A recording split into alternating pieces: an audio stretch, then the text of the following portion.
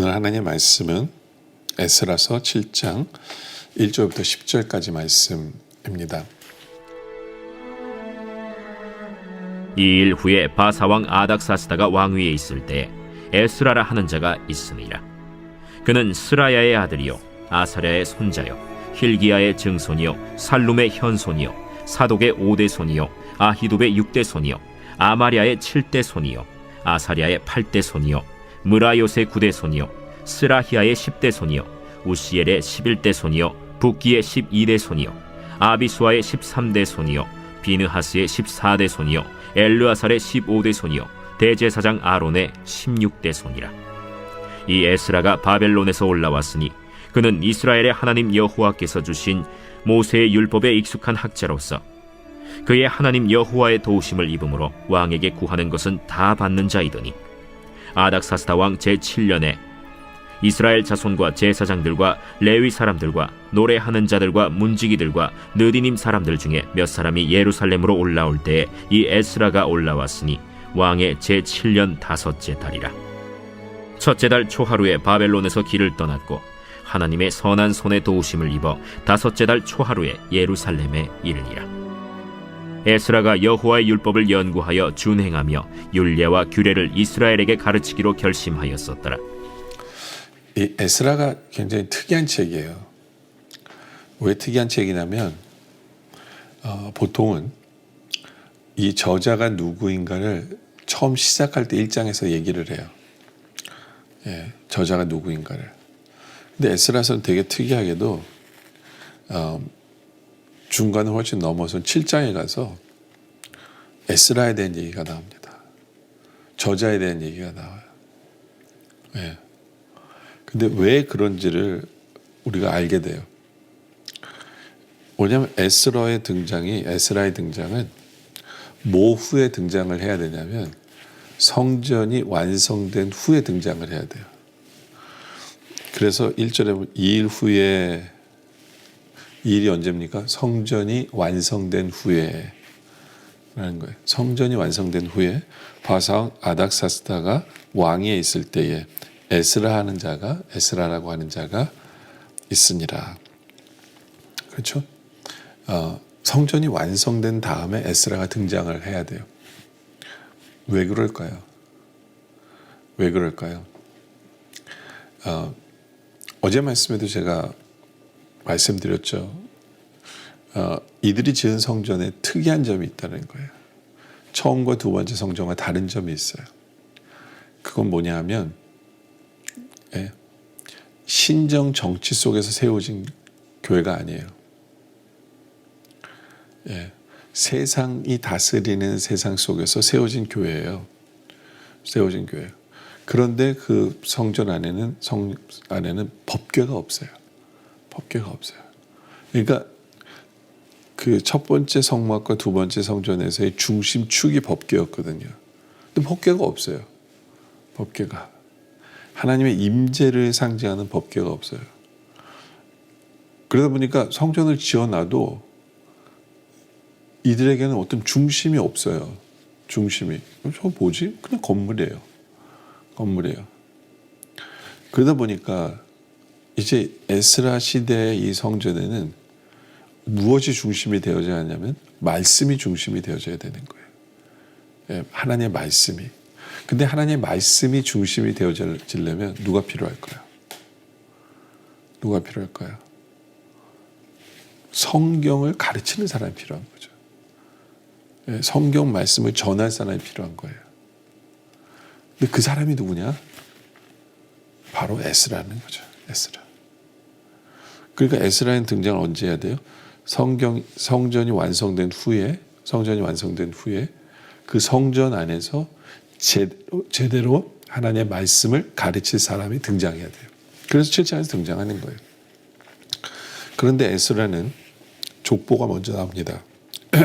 그는 스가랴의 아들이요 아사랴의 손자요 힐기야의 증손이요. 그러면서 계속해서 샬룸의 연손이요 사독의 5대 손이요 아히둡의 6대 손이요 아마랴의 7대 손이요 아사랴의 8대 손이요 무라요의 9대 손이요 스라하의 10대 손이요, 우시엘의 11대 손이요, 붓기의 12대 손이요, 아비수아의 13대 손이요, 비느하스의 14대 손이요, 엘르아사의 15대 손이요, 대사장 아론의 16대 손이라. 여러분들 읽은 왕들이 이름들 하나도 모르죠? 근데 마지막 사람은 알아요. 누구예요? 아론. 대제사장 아론. 이 얘기를 하고 싶었던 거예요. 에스라가 누구냐? 제사장 집안 사람이라는 거예요. 제사장 집안 사람이다. 근데 보세요. 제사장 하는 일은 두 가지예요. 두 가지입니다. 크게 두 가지예요. 하나는 제사를 지내도록 해요. 제사를 주관하죠. 제사를 주관합니다. 근데 제사장이 또 다른 하나가 중요한 거예요. 그건 뭐냐면 말씀을 가르치는 거예요. 그 당시에는 제사장들이 말씀을 가르쳤어요. 제사장들이. 바로 그 얘기를 하는 거예요. 에스라는 말씀을 가르칠 자격이 있는 사람이다 라는 거예요. 말씀을 가르칠 자격이 있는 사람이다. 그 얘기하려고 족보를 얘기한 거예요. 제사장 사람이다. 정통성이죠. 그렇죠? 이 사람은 말씀을 가르칠 자격이 있고 하나님께서 세우신 사람이다 라는 그 말씀을 전하고 싶은 거예요. 그래서 6절에 이 에스라가 바벨론에서 올라왔으니 그는 이스라엘의 하나님 여호와께서 주신 모세의 율법에 익숙한 학자로서 그의 하나님 여호와의 도우심을 입음으로 왕에게 구하는 것은 다 받는 자이더라. 이 사람은 모세의 율법에 익숙한 사람이에요. 모세에 익숙한 사람. 그러니까 말씀에 익숙한 사람이에요. 말씀에 능통한 사람이고 말씀을 잘 아는 사람이었다라는 거예요. 그런데 감사하게도 이 사람이 완성된 성전으로 와야 되잖아요. 지금은 바사에 페르시아에 살고 있는 사람이에요. 페르시아 황제의 신하예요. 그렇죠? 근데 새로 된 성전은 누가 필요해요? 말씀을 가르칠 사람. 그래야 말씀이 중심이 되거든요. 그러니까 뭐가 필요하냐? 왕이 보내줘야 되거든요. 그래서 왕의 도움을 받은 사람이다 라는 거예요. 왕의 도움을 받았어요.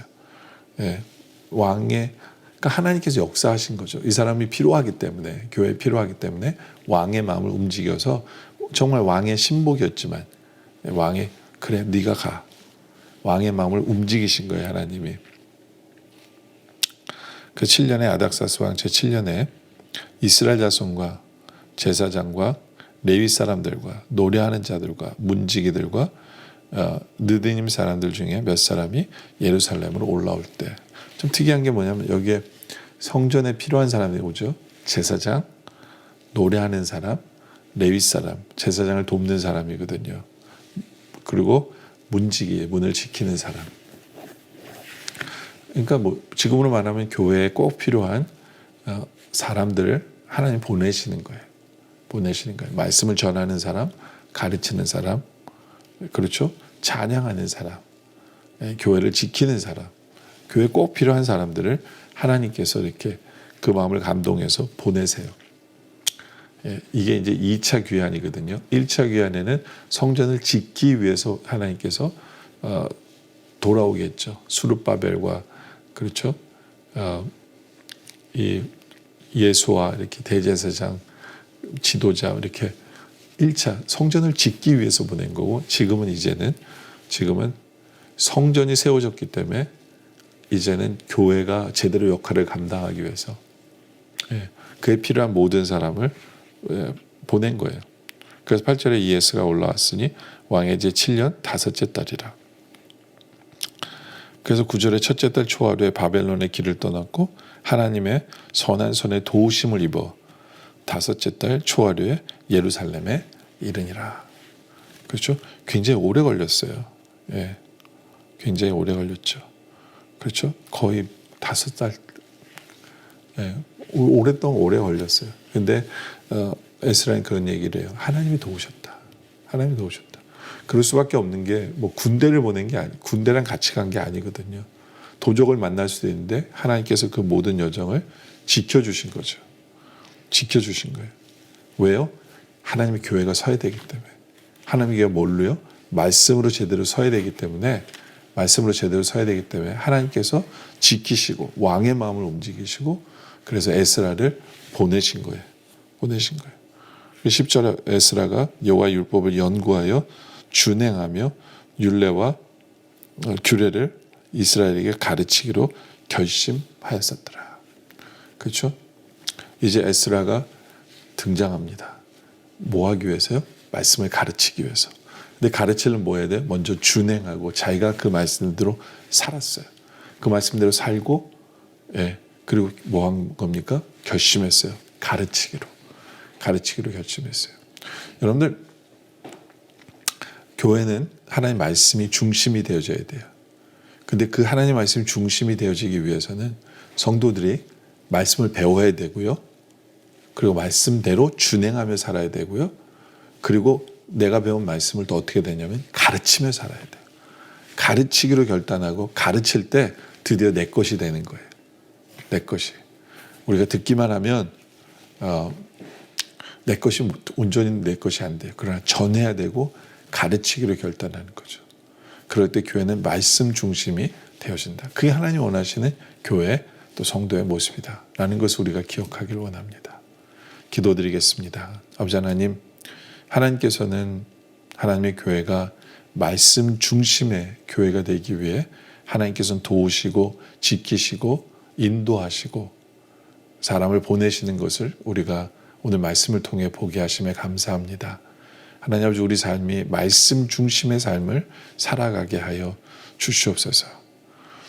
그러기 위해서 우리가 말씀을 제대로 배우고 준행하고 순종하고 또 내가 다른 사람의 말씀을 전하기로 결단하고, 예, 말씀을 가르치는 삶을 살아가는 우리들 되어져서 하나님 말씀이 온전히 내 삶의 중심이 되게 하시고 말씀 중심인 그런 하나님의 성전인 우리들 되게 하여 주시옵소서.